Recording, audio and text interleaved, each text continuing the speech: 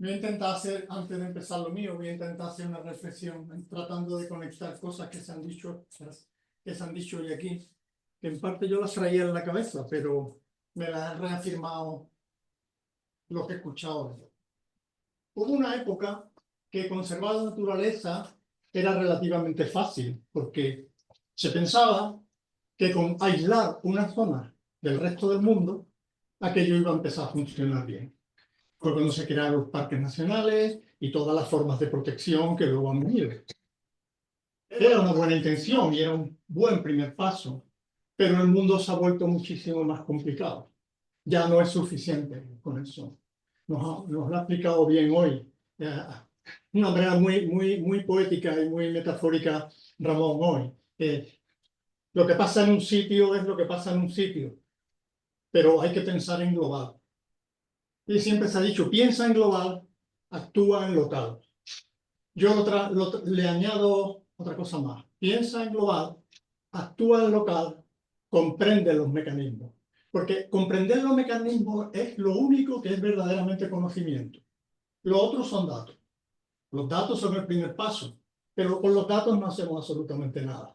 Cuando tenemos un problema, o conocemos los mecanismos, o estamos atados de pies y manos. Por tanto, pensemos en global, actuemos en local y comprendamos los mecanismos. Yo voy a hablar un poco de eso, pensando en global, pero pensando en local también en las abejas. En las abejas, que es un sistema que se presta bastante bien cuando se tienen datos a largo plazo, un poco como lo que hemos escuchado hace un rato de las mariposas, que se tienen datos suficientes para entender tendencias poblacionales. Y en el caso de las abejas, se puede profundizar además un poquito más en los mecanismos que nos han llevado a esa situación en la que estamos, ¿no? Y sobre todo, que aunque estemos en un sitio protegido, donde no se han producido cambios de uso del terreno, donde no tenemos pesticidas, donde no tenemos nada malo, excepto una cosa que es muy global, que es el cambio del clima, ¿no? Voy a presentar brevemente las abejas. Está en inglés, pero ya es por una costumbre, no porque yo sea gallego, sino es por una costumbre, porque no sé los términos realmente en castellano, y entonces prefiero ponerlo en inglés y así hay menos duda, ¿no?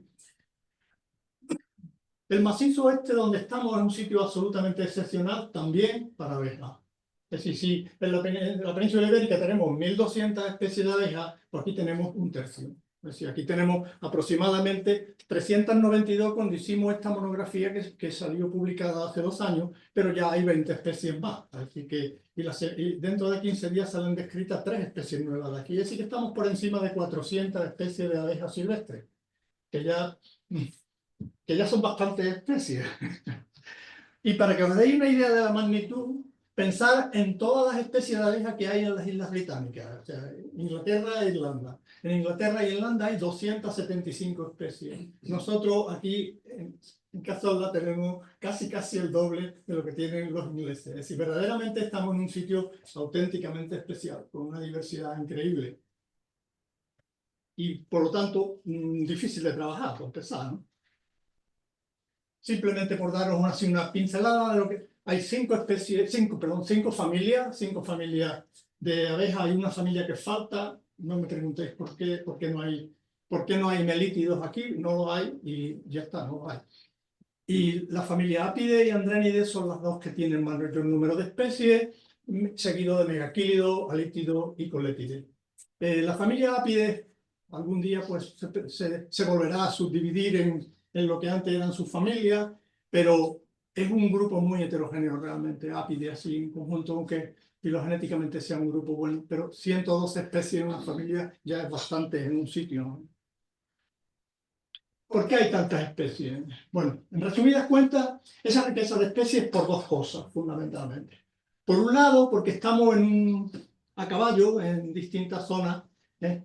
Tenemos, para empezar, que hay algunas de las especies que están muy distribuidas en Europa, llegan aquí al límite sur de su distribución, ¿eh? Aquí he traído un par de ejemplos. Nosotros estamos aquí. El Bombus pratorum, por ejemplo, que aquí ahora mismo se está extinguiendo aquí en la sierra, es una especie de abejorro muy distribuido por toda Europa, como veis aquí. Y aquí y en Sierra Nevada son las 2 localidades más meridionales del Bombus pratorum en el continente europeo, bueno, en Eurasia occidental. O el caso del Acioblossum calceatum, que es una pequeña abeja de la familia Litidae, que fijaros la distribución, una distribución muy amplia, que abarca la mayor parte de la Escandinavia no demasiado fría y Europa central, y que llega por el sur aquí a la sierra. Por un lado tenemos estas cosas que son como un regalo que nos viene del norte y que tenemos en el límite sur de distribución. Eso añade a la diversidad. Y otra cosa son especies endémicas de aquí, especies nuevas, especies que forman parte o bien de aquí o del Mediterráneo occidental. Y hay muchas. Y estamos sabiendo que hay muchas y que hay más de las que creíamos. Son especies que se están describiendo. Esta de la izquierda sale descrita de aquí a unos 10 días, Andrena officinalis, junto con 2 andrenas más. Esta andrena bética se describió hace un par de años. Hace tan solo dos meses se ha descrito una abeja nueva para la ciencia de los campos de Nampelea. Es decir, tenemos una componente de endemismo muy alto. Por tanto, tenemos como el bulto, que es lo que nos tocaría en un reparto equitativo, más lo que tenemos añadido de lo que viene del norte, más lo que es endemismo y especies características y únicas de aquí. El conjunto de todo eso, pues esa fauna de 400 especies de abejas. Es una mezcolanza grande filogenéticamente y un número de especies, pero que básicamente se debe a esos factores. Y ahora voy a resumir muy brevemente lo que está pasando.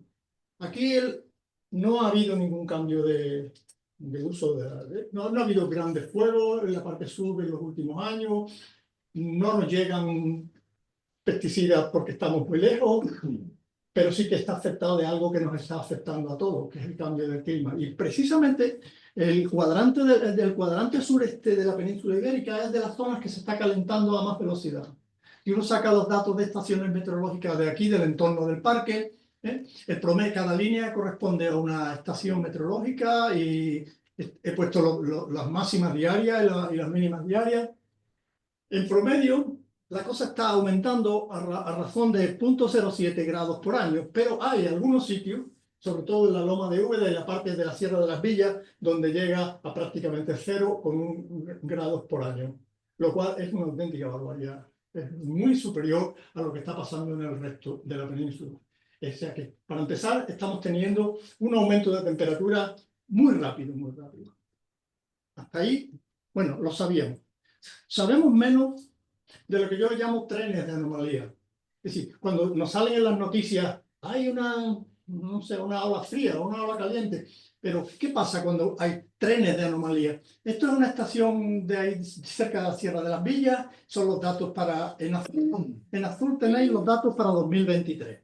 En gris es el rango de los últimos 25 años. Y las líneas naranjitas son el intervalo de confianza. Fijaros lo que pasó del año 2023.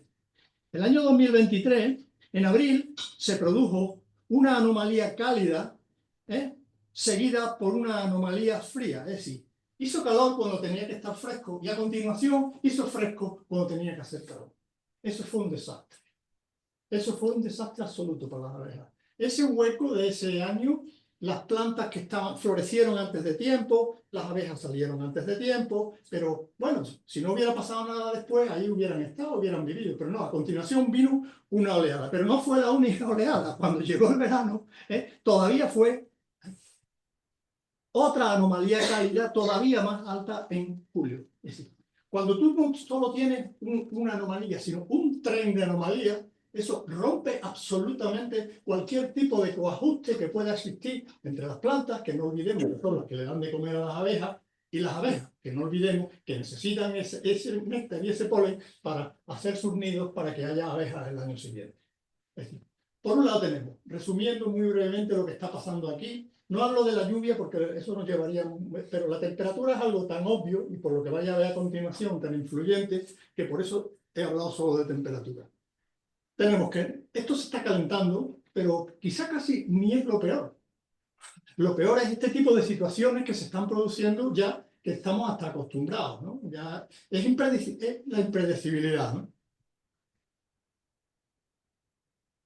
¿Qué está pasando con las abejas?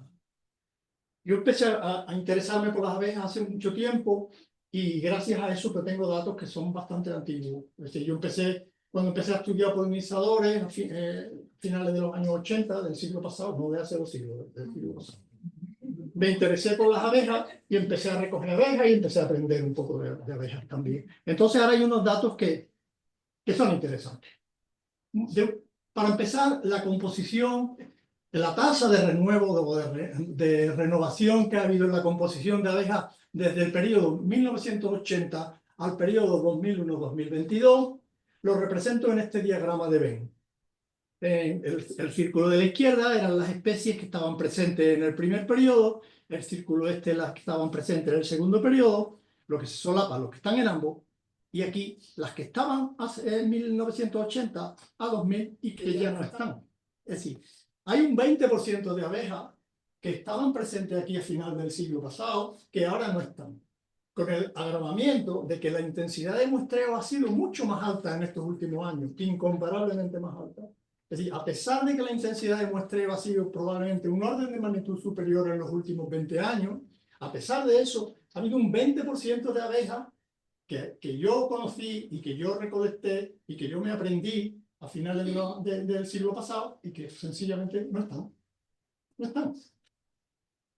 No es extraño que aparezcan nuevas. Bueno, hay una dinámica normal, y mucho menos cuando la intensidad de muestreo ha sido mucho más alta. O sea, a mí no me sorprende que haya un 30% de abejas más, porque hemos empezado a recolectar más personas. Antes era yo solo, después hemos estado 4 personas trabajando. Es normal que cojamos más cosas. Eso no. Lo verdaderamente dramático es que con menos intensidad de muestreo, como había antiguamente, había más especies que han desaparecido.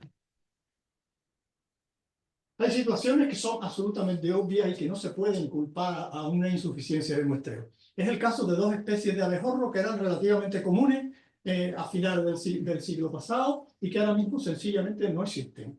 Las últimas que yo vi, las últimas que se recolectaron, bueno, uno es Bombus lapidarius, que los que conozcáis, pues, el Cantábrico, Pirineo es un abejorro muy común, absolutamente común, y Bombus barbutellus es su parásito específico. Entonces, una vez que se extingue uno, pues va el otro detrás, ¿no? Y esto es un abejorro que es de este tamaño. Y en sitios donde yo he estado trabajando los últimos 30 años y he dejado de verlo, es que sencillamente es que no está, ¿no? Que se te pase una abeja de 2 o 3 milímetros, se te puede pasar. Pero un abejorro que son casi 3/4 de gramo y bien grande, bien ruidoso y bien espectacular sus colores, se puede decir, no, es que ya no hay. Bombus lapidarius, desgraciadamente, ya no existe más en esta sierra. Y Bombus barbutellus tampoco existe más en esta sierra. Y posiblemente Bombus platorum está a punto de dejar de existir también en esta sierra. Si miramos un poquito más a fondo, claro, hablando de 400 especies, hace generalizaciones, una especie suicida, una cosa, porque son muy variadas. Y veréis cómo a partir de ahora, cuando consideremos las distintas familias, es importante tener en cuenta la familia. Esta es una filogenia, así más o menos para andar por casa, de las 5 familias que hay aquí. Básicamente, hay 2 grandes grupos de abejas. Es una división muy antigua. Este split, esta divergencia, se produjo hace aproximadamente 110 millones de años y salió por un lado ese clado de arriba, que son los megaquílidos y ápidos, y por otro lado alíptido, colétide y andrénide. Ahora veréis por qué es interesante verlo así, en este contexto filogenético histórico. Muy profundo. Es una división muy profunda porque es una división de hace 110 millones de años, que no es una cosa moderna, ¿no? Si miramos los mismos diagramas de Venn de lo de antes, se ve que distintas familias tienen distintas tendencias. El área gris es diferente en este grupo de abajo que en el grupo de arriba. Con esto solo quiero decir, no es necesario que os lo mantengáis en la cabeza, que hay un elemento filogenético en las tendencias de población. Hay familias que cambian más, familias que cambian menos, y casualmente eso tiene que ver con los aspectos filogenéticos, con su historia evolutiva. Si me las mira uno todo junto, todas juntas, la abundancia de abejas, medida como tasa de visita a las flores, en realidad no parece que esté pasando nada. Estos son todas juntas, pues hay bajada, hay subida, se mantiene, ahora cae, ahora empieza a subir. si uno hace un análisis lineal de tendencia, posiblemente esto no es significativo. De hecho, no es significativo. Si se queda uno ahí, aquí no está cambiando, fluctúan, pero no parece que esté cambiando gran cosa. Bueno, vamos a verlo. Vamos a volver a subdividir otra vez por familia, sobre la filogenia. Hay dos familias, megaquílido y ápido, que en realidad están aumentando. Lo que hablaba Mónica esta mañana de que hasta el 2018 había grupos que aumentaban. Bueno, hay grupos que aumentaban hasta 2018 y siguen aumentando hasta ahora, que son megaquílido y ápido. Sin embargo, las otras tres familias, la tendencia es justamente para abajo. Y tenemos tres familias, casualmente del mismo clado, que van para abajo, y dos familias, casualmente del mismo clado, que van para arriba. Es decir, hay claramente un elemento histórico, de historia evolutiva, que es lo que está, no sabemos cómo, pero está detrás de eso. Ahora es cuando llega el mecanismo. Aquí empezamos a hablar del mecanismo. Ya sabemos, ya tenemos los datos. Vamos a intentar llegar al conocimiento a través del mecanismo. Yo siempre digo, me repito mucho, pero digo que hasta que no tengo el mecanismo no comprendo nada.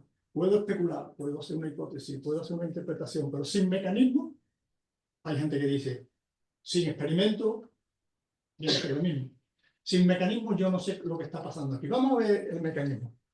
Por razones raras, yo me interesé mucho con una abeja que polinizaba el narciso del invierno de aquí, narciso de los hispáticos, de esto hace ya 30 años. Y descubrí que era una abeja del género Andrena. Y descubrí que tenía unas características térmicas muy peculiares, muy características. Entonces lo primero que, claro, me vino a la cabeza es, voy a buscar si hay realmente una conexión entre las distintas tendencias poblacionales de los grupos de abejas que disminuyen y los grupos de abejas que aumentan, porque eso me proporcionaría un mecanismo, al menos un mecanismo plausible, para entender por qué está pasando lo que está pasando y por qué no le afecta a todas por igual. Esta es mi hipótesis de la biología térmica. Fijaros las dos grandes diferencias que hay en esos dos linajes. El grupo de arriba, el grupo de ápide y megaquílides, son endotermos, es decir, son capaces de calentarse ellas por sus propios medios, a base de vibrar los músculos torácicos. Para volar, vuelan con los músculos a mucha temperatura, 30, 40 grados, 40 y tantos, hasta 44 grados pueden estar los músculos. Generalmente tienen un exceso térmico respecto al ambiente muy alto, o dicho con palabras más normales, están mucho más calientes que el aire que les rodea, pero mucho más. Ahora veremos cuánto. Y luego tienen unas tasas intrínsecas de transferencia de calor bastante lentas. Es decir, el calor le entra y le sale muy despacio. Eso, las de arriba, de la filogenia. Y el otro grupo son casi los complementarios. Estos son ectotermos, prácticamente la energía que utilizan para calentar los músculos de vuelo es energía que le llega del sol, es decir, tomando el sol. Los músculos para volar suelen estar muy fríos, tan fríos que generalmente no se solapan las temperaturas con el grupo de arriba. Estas vuelan entre 20 y 32. Cuando aquellas empiezan, estas ya están estresadas térmicamente. Es decir, aquellas empiezan a volar con el músculo a 30, pero cuando estas llegan al músculo a 30, ya están poniéndose a la sombra, ya están mal. Normalmente tienen muy pocos grados de temperatura sobre el ambiente, muy poco. Lo veremos después, pocos grados, 2, 3 grados, mientras que las de arriba pueden tener 15 grados por encima del ambiente. Y luego estas tienen una tasa de transferencia de calor con el ambiente muy rápida. Bien sea del insecto al aire, bien sea del aire al insecto. De hecho es lo mismo, porque la K de Newton es exactamente igual para un objeto que se calienta que para un objeto que se enfría. Esto es ya para especies individuales. Yo le medí la tasa de transferencia de calor a especies individuales y esto está representado ya en una filogenia, hombre, un poquito más seria ya que no es la familia solo. Aquí cada puntita del tenedor pues una especie. Esto está hecho para 100 y pico especies, me parece recordar. Y lo que representan las barras es las que están por encima de la media, hacia la derecha, y por debajo de la media, hacia la izquierda. Podéis ver aquí que en la zona esta de la filogenia, la mayoría están hacia la izquierda, que es lo que os decía, que la tasa de transferencia de calor con el ambiente está por debajo de la media, mientras que en el otro grupo la tasa de transferencia de calor con el ambiente está por encima. Y estos son los diferenciales de temperatura respecto al ambiente. Es decir, si tú mides la temperatura de la abeja, mides la temperatura del aire, calculas la diferencia, estos son estas barras. Las de arriba están bastante más calientes respecto al aire que las de abajo. Está claro que hay un contraste en características descriptivas, térmicas.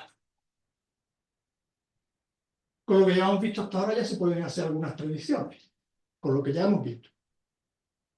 En un principio hay un grupo que debería de preferir forrajear a temperaturas más bajas que el otro. El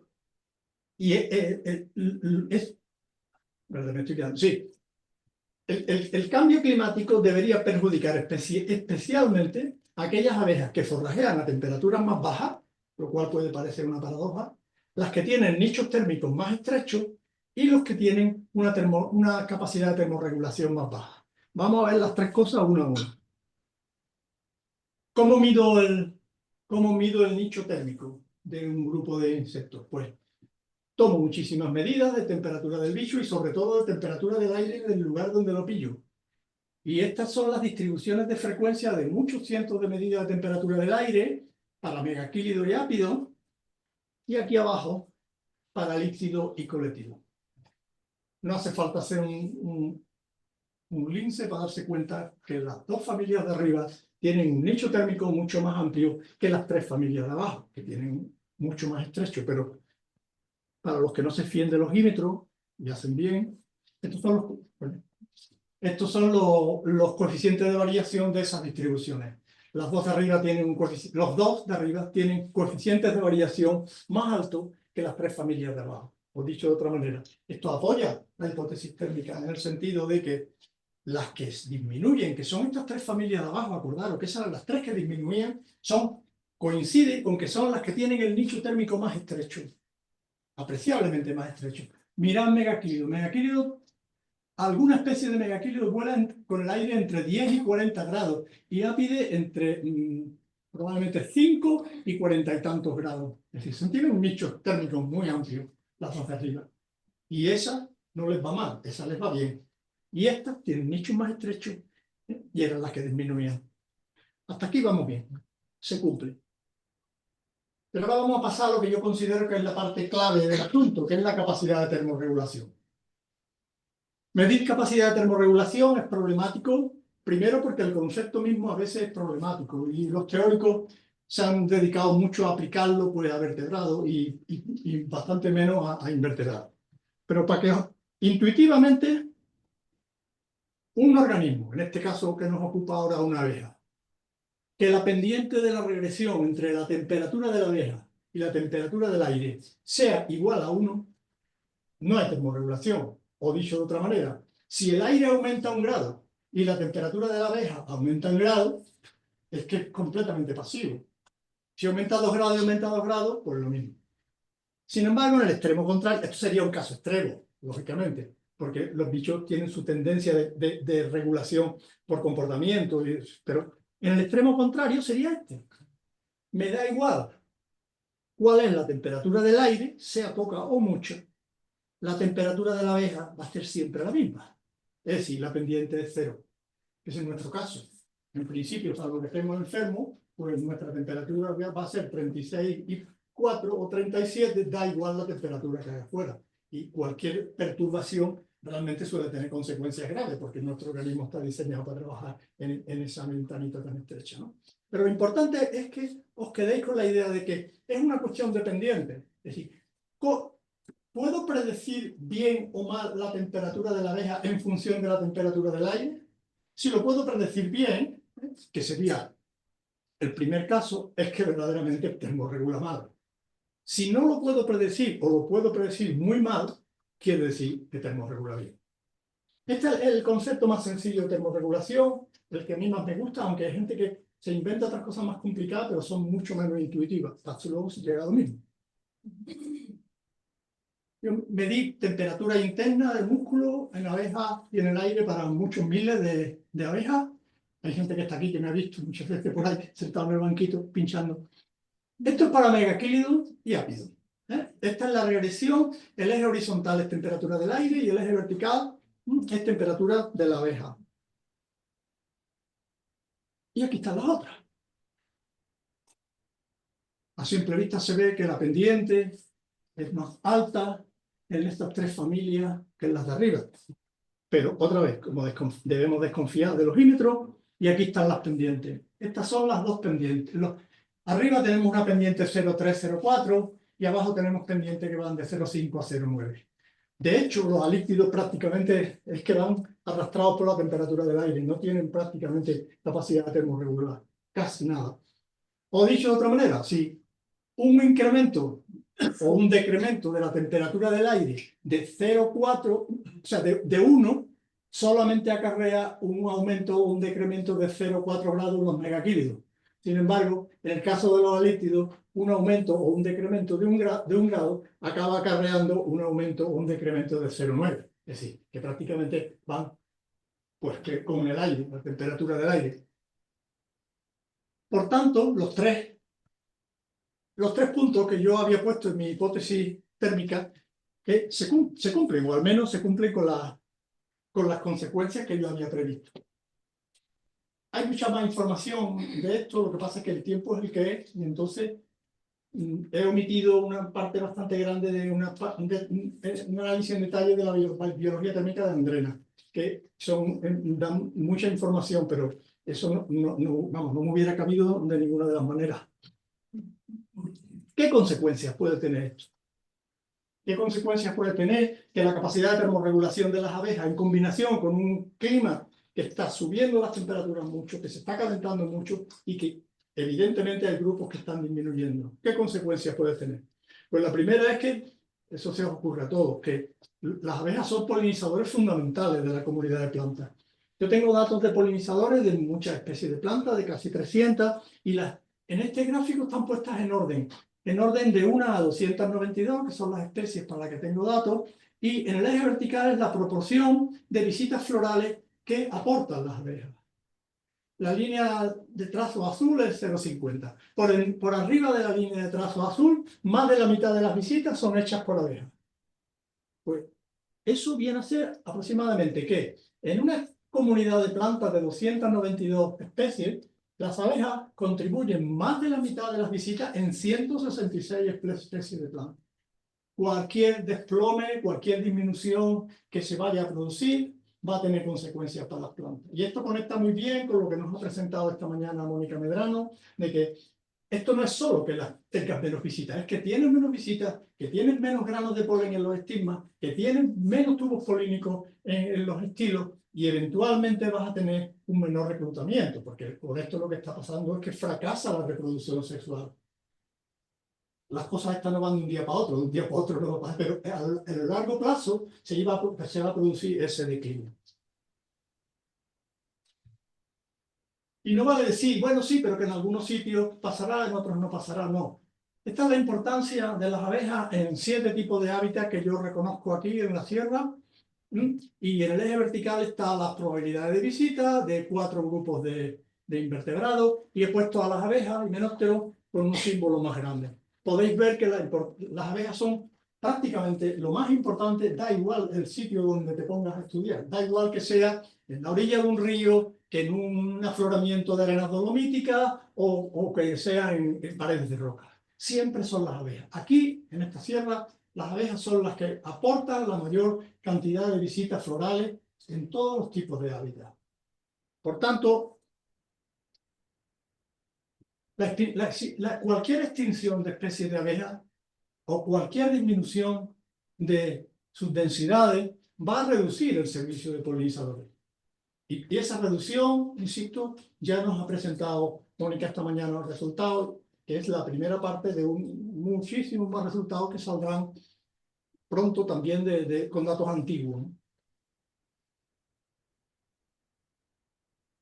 Y otra cosa que a mí me intriga especialmente es que una situación así, donde distintos linajes filogenéticamente diferenciados tienen comportamientos diferentes respecto a un cambio ambiental, esto va a acabar trastornando la composición así como una especie de filtrado, va a trastornar la composición filogenética, porque al fin de cuentas, megaquílides, bueno, megaquílides en conjunto, ahí dentro de megaquílides hay quien le va mal, y ápides en conjunto, aunque dentro de ápides también hay quien le va mal, pero al final va a pasar que de un sistema con 5 familias, todas bastante abundantes, podría suceder que algunos de esos linajes acabaran extinguidos. Y esto lo que nos proporcionaría sería un ejemplo de cómo un factor ecológico puede acabar modulando la presencia o filtrando la presencia filogenética de un conjunto de polinizadores. Y el tiempo no me da para más, pero para preguntas ya aquí las he fallado, que digan.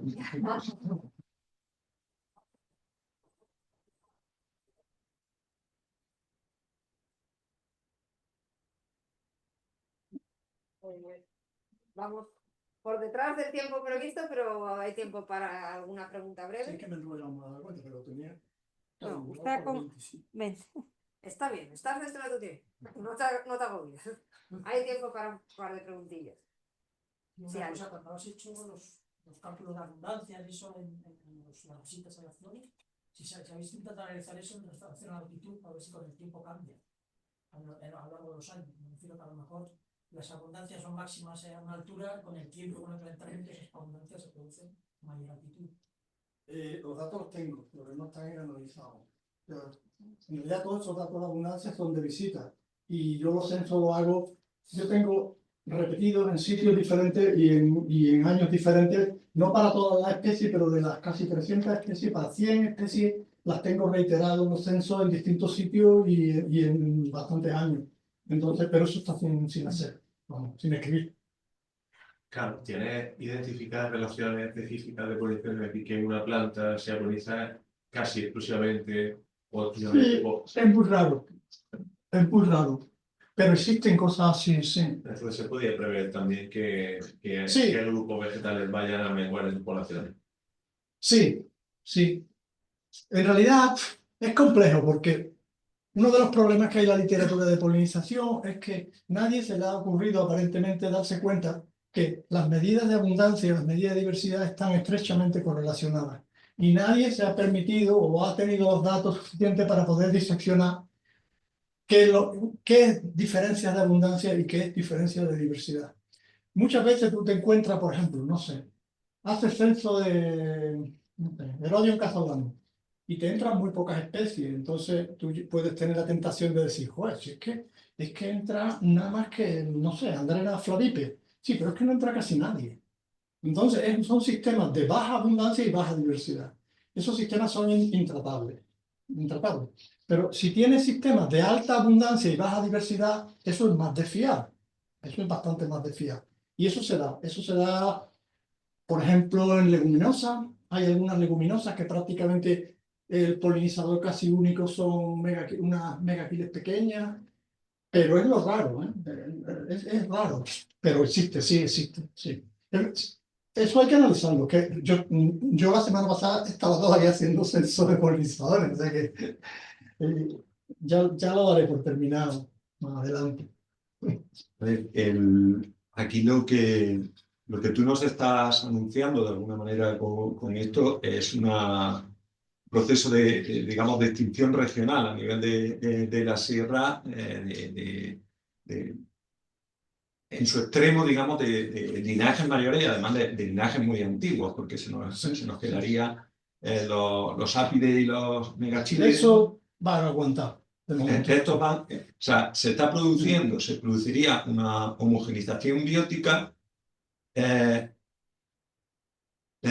Se puede trasladar, digamos, esa homogenización biótica, además muy difícil y de una entidad de pérdida mayor que la mera pérdida de diversidad de géneros y de especies, porque se están perdiendo familias completas.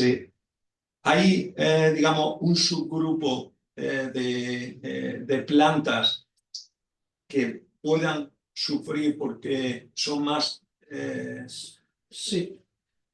Toda la planta temprana, de floración temprana, Sí. puede verse particularmente perjudicada en todo ese proceso porque se quede sin un conjunto muy importante de polinizadores, o podría esa homogenización biótica dado que funcionan con mucho, es decir, se empobrece evidentemente todo, filogenéticamente, taxonómicamente, pero ¿podrían llegar los ápidos y megachílidos a hacer toda la función de una manera exitosa para las plantas? Yo sospecho que sí. Mira, dentro de Megaquilio se da la paradoja que el género Megaquile va de culo.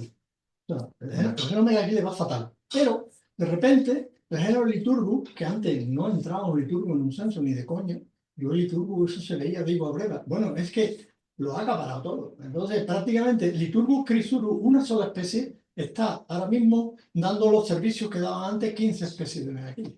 Bueno, o sea, hay un reservorio, digamos, de redundancia funcional elevada en la riqueza que hay dentro de los géneros y taxones de los linajes. Estamos hablando de 400 especies. Mm. ¿Qué es lo que pasa? Que cuando tú te vas a Sierra Morena, que estoy trabajando también un poquito en Sierra Morena, ya allí partes de una situación muy pobre. La cosa ya está jodida. Porque ya no partes de 400 especies, ya estás partiendo de 20 o de 25. Y ya donde hay miseria, pues no miseria. Claro, pero aquí pueden pasar ese tipo de cosas. En Megaquilio, por ejemplo, el género Eriades, que cuando yo empecé a censar en serio ya hace poco más de 20 años, Eriades era muy raro que entrara, muy raro. Ahora mismo, Eriades es la segunda vez más abundante de la Sierra. En compuesta es el rey del mambo, de las compuestas, Eriades.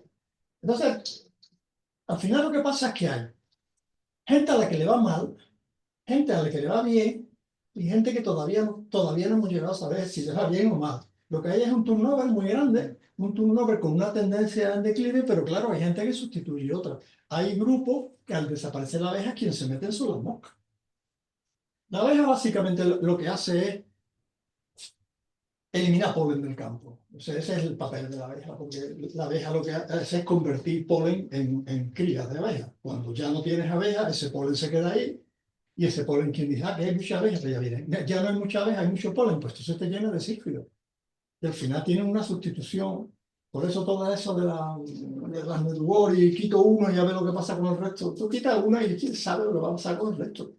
Eso no está escrito en piedra. Me ha llamado la atención que algunos de los géneros, como el Pratorum, está aquí en su distribución más meridional, o la Pillarum era... Es el que se extinguió, sí. Pero también estaba en una distribución muy meridional, y además no...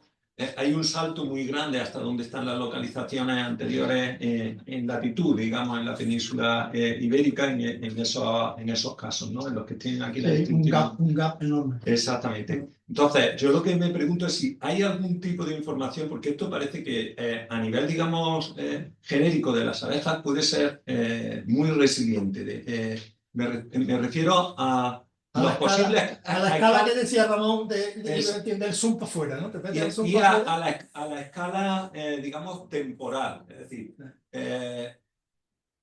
las abejas que llevan aquí, como dices, 110 millones de años, esa separación de linaje, ¿pueden resistir, tu opinión? ¿O hay información de otros periodos de calentamiento, enfriamiento, que hayan implicado grandes cambios en la distribución geográfica? ¿Se sabe algo de este tipo de cosas como para que nos sirva de testigo, como ocurre en plantas, sitios de refugio, glaciares, alguna cosa de este tipo? Pues refugio... No me viene a la cabeza nada de eso. Hay un género que es interesantísimo, que es el género andrena, que a mí me pierda, son muy difíciles, pero tenemos aquí 100 especies de andrena, que es el género más... Y lo ocupan todo, te desaparecen varias, pero luego te ves otras que no has visto nunca, entonces parece que hay como... Y es muy reciente, se ha diversificado, es muy reciente, son 5 o 6 millones de años, y es paleártico, y es el segundo género de abejas más diverso del mundo. Y es algo reciente que ha llegado ahí y ha aterrizado en un mundo que ya estaba lleno de abejas. O sea, a lo mejor hay quien lo dice, que bueno, que entraron, que se diversificaron, se especializaron en volar en épocas frías. Quién sabe, sí. Pero que han estado resistiendo estos ciclos glaciares interglaciares, lo han aguantado. Y seguramente han estado experimentando cambios de una magnitud no tan rápida, pero cambios de magnitud... Es que ese es el problema de la rapidez, como siempre, porque el cambio en sí no... Pero es demasiado rápido quizás, no sé. Pero bueno, ya tenemos datos, ya hay datos y hay interpretaciones y hay ideas de mecanismos y bueno, pues no sé, lo que hay que seguir un poco más todavía. Bueno, vamos a ir cerrando, ¿no? Porque la hora prevista de terminar era a las 7 con todo. Lo primero yo quería agradecer a todos los ponentes y sé que algunos se tienen que ir porque tienen todavía un viaje muy largo, muchas gracias. Y una idea que habíamos comentado era que también una riqueza grande es la audiencia que tenemos y no hemos tenido tiempo de presentarnos como los alumnos, ¿no? No sé si queréis brevemente simplemente decir quién sois y cómo os enterasteis de estar aquí. Y únicamente recordar que quien quiera el certificado académico, que por favor nos mande el informe ese breve, ¿no? Como 50 páginas, que como indicamos esta mañana, 2 resúmenes de 2 de las charlas, las que más os hayan gustado, o yo qué sé, o las que menos os hayan gustado, es vuestra decisión, nos explicáis por qué las elegís, un resumen muy breve, y qué plazo damos, Pedro, 15 días.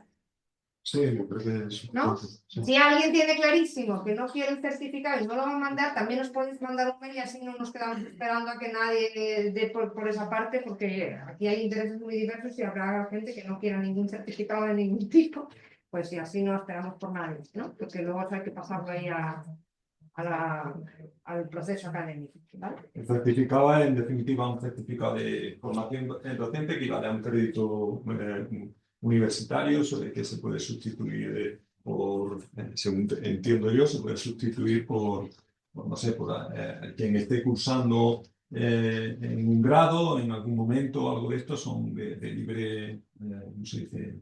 Configuración y todo este tipo de historias, ¿no? O sea, que tienen ese nivel de utilidad. ¿Vale? Entonces un poco eso, si os queréis presentar. La podéis enviar a cualquiera de nuestras direcciones, ¿no? En la información del curso vienen nuestros 2 correos electrónicos, pues si nos lo mandáis a los 2 o a uno de los 2, ya nosotros estaremos en contacto. ¿Vale? Entonces, pues...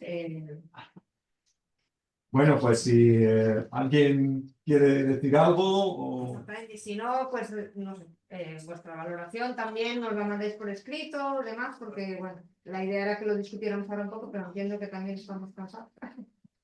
Pues lo que digamos. Gracias por organizarlo. Digamos, la idea es que se mantenga a largo plazo y seguiremos intentándolo, ¿no? Bueno, lo que ha dicho Carlos, ¿no? Las series temporales son importantes. Sí. Y bueno, desde luego, gracias a todos los ponentes y a todos los que habéis asistido, porque en el sentido Pero también da es... gusto ver que la sala está bastante razonablemente llena. Y esperamos Para estar en un sitio tan aislado y remoto.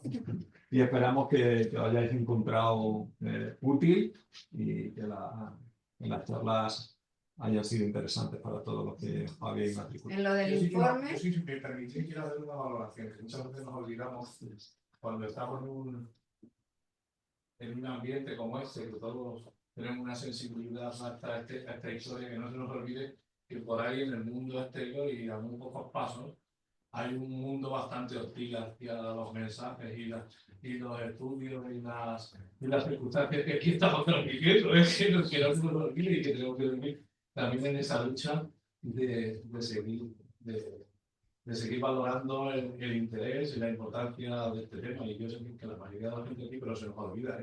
En cuanto salgamos de aquí, somos seguramente un grupo de locos. Muy raros. O raros, por lo menos. Bueno, yo creo que hay bastante gente receptiva al mensaje, y luego menos receptiva a ponerse en acción también.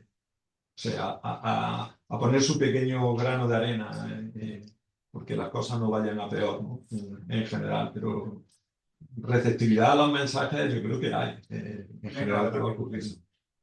No sé, no la pregunta es. Sí, yo también. Yo La no soy gente tan... que se rodea de foros que siempre hablan de lo mismo, que se reúnen con gente. Yo, como estoy un poco fuera del ambiente vuestro académico, universitario, toda esta historia, pues os aseguro que que hay bastante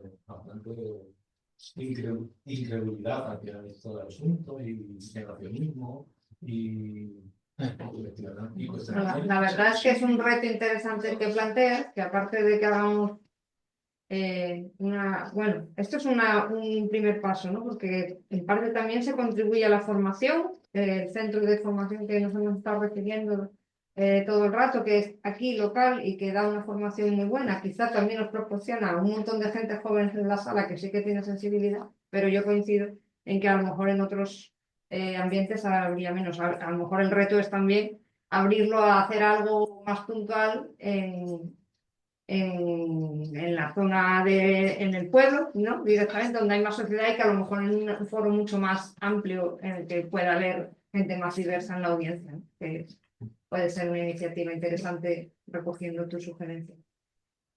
y luego el trabajo con luego el trabajo con niños pequeños, eso sí que la visita, lo que estábamos diciendo antes, las visitas que se hacían aquí a los jardines locales desde los centros educativos, que estas son cosas que se han olvidado y que se han olvidado los recursos que no son importantísimos. Sí. A ver, la forma de cambiar pasa seguramente por la educación basal, ¿no?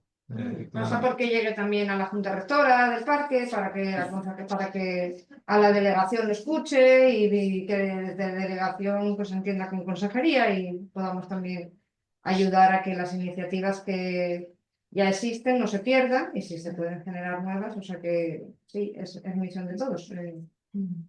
Está bien.